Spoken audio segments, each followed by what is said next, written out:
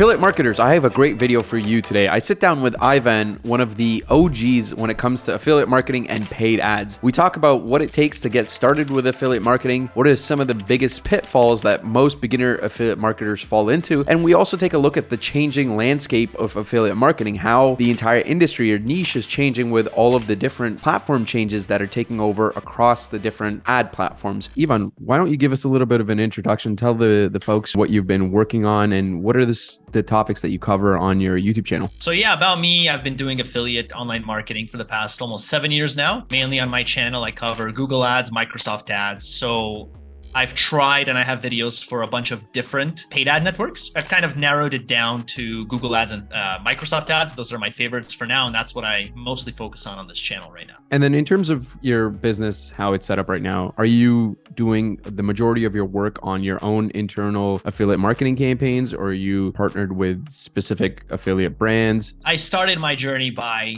running affiliate campaigns, making money that way. Now that my brand is growing, I'm trying to focus more on my brand. So that means release more courses, release more videos, build an email list for me as opposed to more so for affiliates. I do want to get into the courses because I found that very interesting because you do have some similar courses to us where you're going into the deep end of Microsoft, Google, and I think you also have a Facebook ads course there, right? So walk me through it. Like, when did you start selling them? What is the response been so far? And what was your motivation to kind of put this information out there? Because one of the things I noticed with affiliate marketers is when they find something that they work, they have a very, oh, I want to keep it to myself sort of mentality, right? Like, so what kind of inspired you to go out there and put yourself out there on YouTube and share all of this information? Ever since elementary school, I loved teaching.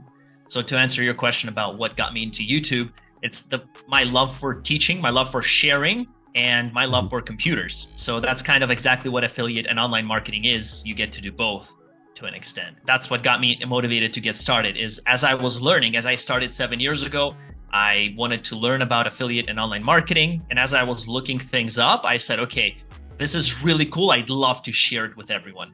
And that's what got me to start my YouTube channel. What are some of the trends that you're seeing that have started to affect affiliate marketing specifically over the last year? Over the last year, lots of changes, and over the past few years as well. Yeah. It's a very, very volatile niche, this affiliate and online marketing, very volatile. So constantly things are changing. With Google ads, for example, what I've seen is they're becoming much more strict for affiliates. So really, if you want to promote on Google, your safest bet is to be a business owner to promote your own business. You can still promote as an affiliate, but it's getting harder and harder. They are getting more and more strict. The other thing I found is definitely they're going in the direction of machine learning. So when I started 5 years ago, they didn't have half the things they have now. You would do everything yourself. Everything was completely in your hands. Now, even in the past year, they've made some changes. There's just more and more machine learning. What Google wants is for you to just tell Google, hey, I'd like to get sales. I'd like to get some leads. Help me get it. And Google will basically use their machine learning to do that for you. And like, as media buyers, we all know like Google isn't always the best at doing that and getting the most optimized returns for your dollars. So what are some of the new strategies that you've sort of adopted to kind of mitigate some of that wasteful spend on Google's side? And how do you think like the average affiliate marketer can go about keeping costs low and maintaining that profit margin? I can phrase your question in a way that's asking, when do you know when you can use and trust Google machine learning versus when you shouldn't trust them and just do your own thing? Is that fair? Sure. Another way to look at it? Yeah. So there are a lot of things when you, for example, start creating your Google Ads campaign, a lot of things that Google highlights as recommended options. For a beginner, they won't really know. There's no way to know because Google says recommended, and sometimes they are good recommendations, sometimes they're not. So the best thing I would probably suggest for beginners is to go on YouTube, check out some free tutorials first, for example, for Google Ads, how to create a Google Ads campaign, maybe take some courses if you want to speed up your learning just to get an idea for what you should do and what you shouldn't. because a lot of the Google ad recommendations are recommendations for Google to make more money, not for you. And then in terms of like, when we kind of touched upon this, I kind of want to know from your side, as somebody that's been in the industry for a while, aside from your own stuff, obviously, where would you say are some of the best places for affiliate marketers to really get started? Is it really one of those things where the best way they learn is by going out there and spending money and learn by doing? Or do you think there's still a space where they can, take a bunch of courses and watch tutorials and still have a decent chance to succeed? No, I think you 100% have to do it. Yeah. You can go through as many videos as you can and go through as many courses as you can, but you absolutely have to do it. And what I used to do when I took courses, when I looked up YouTube videos, I would look like a little bit, let's say 5 minutes, and then I would go in and apply it. And then the other side of the equation, right? Once you get the technical media buying side down, if you're a complete beginner and you're looking at a bunch of these affiliate offers, what would be your recommendation for somebody just starting out to, develop that muscle of really picking out offers that they think they can scale, right? When you're a complete beginner, you log into ClickBank for the first time, you see 1,000 things. Another good question. So I actually do have a video that answers this very question, how to find winning products on ClickBank. Basically, I look at the gravity score, and what the gravity score is, in short, it's how popular a product is, how much demand there's for the product. So how many affiliates have successfully sold a product over the past, I think 30 days or something like that. So if you're a beginner, I would suggest selecting some products that are profitable, that will work.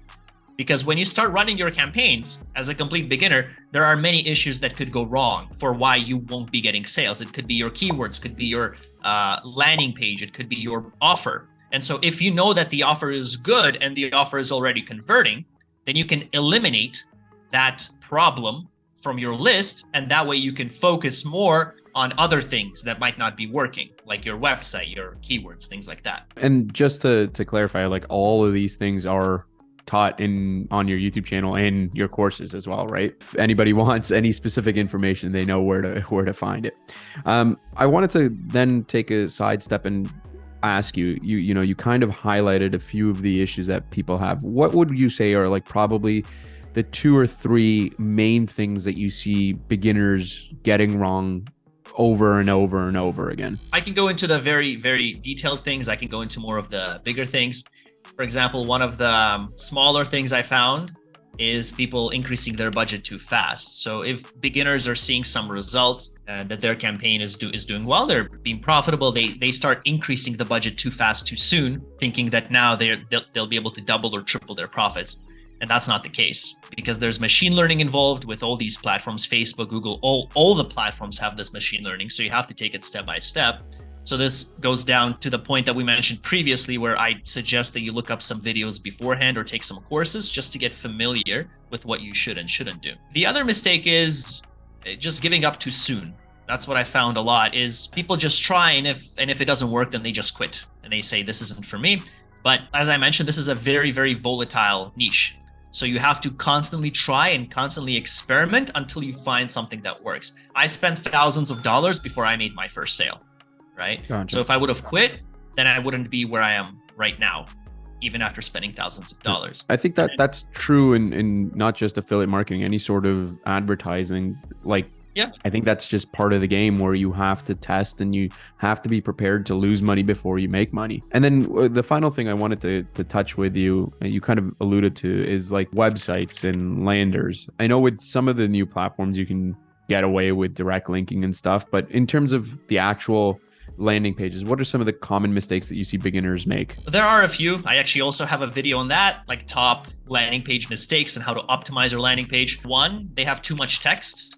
Their headline is too long, or their description is too long, and people don't realize that when people read your headline or when people go to your landing page, they don't really read, right? They just take a glance at it and see if it's something worth reading. Once they determine that it's worth reading, then they can read it. But the first thing you have to do is kind of hook them and make something short and sweet. So that's the first thing I see. The second mistake I see is people not having a call to action button anywhere on the first part of the page. They have it somewhere all the way at the bottom. And it's very important to have a call to action button in the very first part of your page before people even scroll. I think that's more or less in terms of all the technical questions I kind of had. I wanted to talk to you a little bit about your back end of your business, given that you're trying to grow a community and trying to build your own following. I wanted to ask, why specifically did you choose that YouTube would be one of the most optimal ways for you to accomplish those goals? You hear about YouTube everywhere back when I started, and even now, you don't go to TikTok for how-to videos. Like, you go to YouTube for how-to videos. What is affiliate marketing? How to do it? You don't go to TikTok for that, really. So that's where I went to check out videos, and because YouTube was big at the time, that was the most, at least in my opinion, the most popular video platform.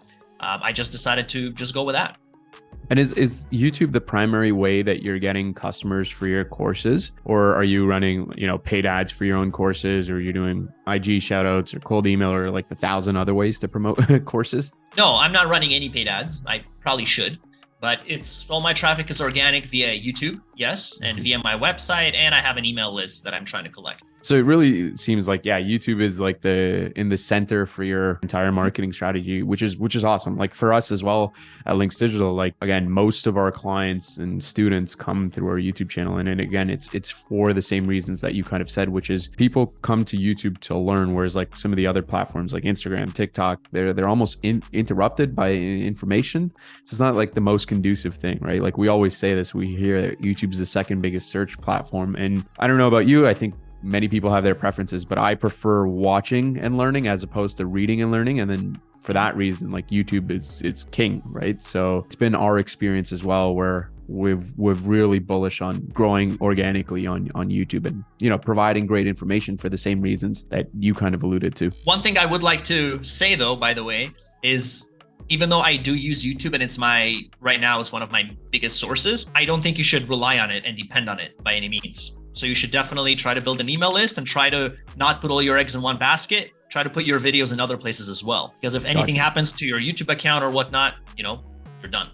And are you currently doing any of that, or is it something that's in the chopper for you and your team to start implementing soon? Yeah, so I am actively collecting an email list, like on my site, and in all my videos, I try to direct people to my site as well. And I did start posting videos on other platforms as well. So Rumble, Daily Motion or Daily Video, Vimeo, just to diversify a little bit. Yeah, I think that's important. No, I don't think that's a bad idea at all. In fact, I'll share something with you. Recently, our YouTube channel has been not demonetized, but the RPM has dropped significantly. And we were chugging along pretty well. We make, niche B2B tutorial style videos. So you can imagine the RPMs are really, really good for that. And we went from literally overnight from having like $40 to $60 RPMs to 3-4 cents. When you're talking about, really can't depend on one platform. That's something that's happened to us. 100%. I've been affected too, by the way, which is what got me. Are you? Okay. And I think a lot of other creators are. I think so as well. Bug? Yeah, exactly. Yeah.